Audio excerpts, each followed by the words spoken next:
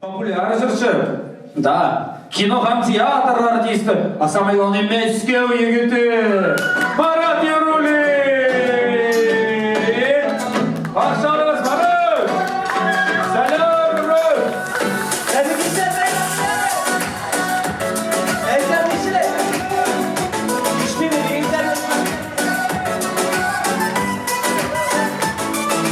Yerimizin galibe, sejiller, necibler,